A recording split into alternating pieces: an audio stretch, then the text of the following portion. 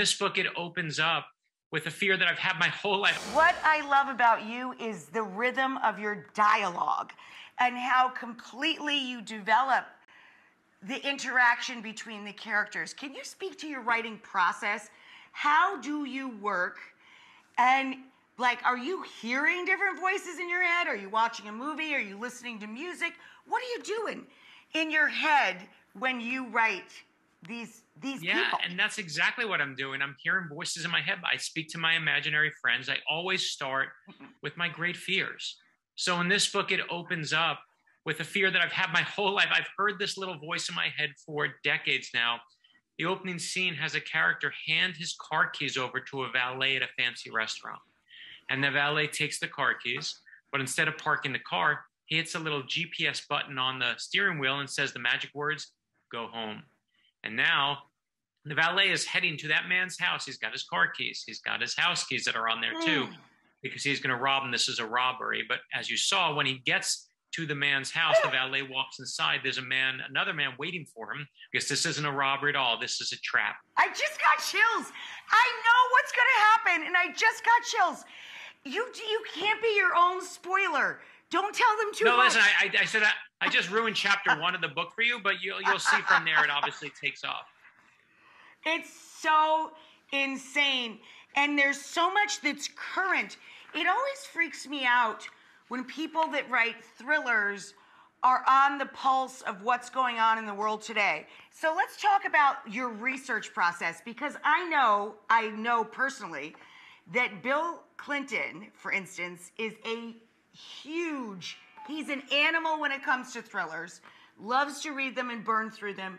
But do you actually go to ex-presidents and operatives and intelligence people to gather?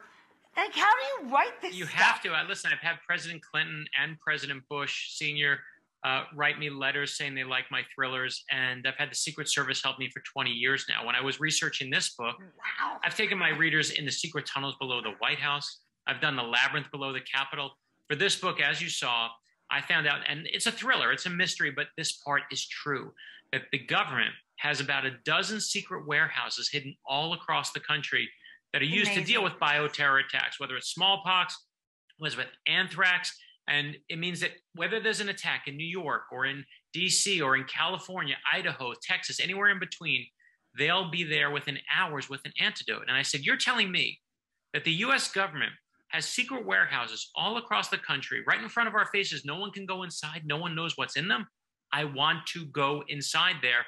And I won't ruin the ending, but you see, and you know now, at the end of the book, it takes place in that secret warehouse. I won't tell you what's inside, but what you see in there, I didn't make it up.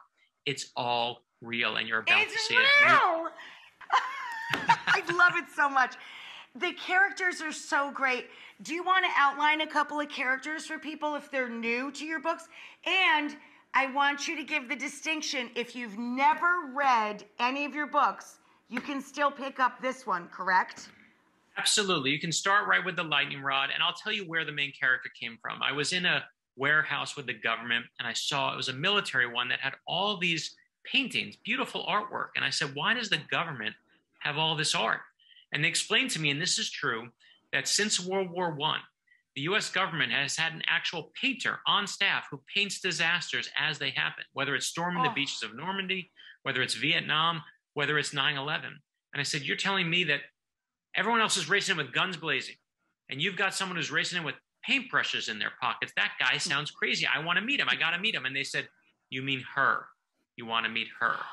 And Nola is obviously the star of this book. Everyone calls her the new girl with the dragon tattoo. I love this character. And Nola is just everyone. I love that people react to her as such an amazingly strong female hero. And listen, I want my daughter to see in a thriller an amazingly strong female hero. And so Nola is just become kind of this voice in my head that takes over. And when you see her in action, she's the lightning rod. Trouble finds her.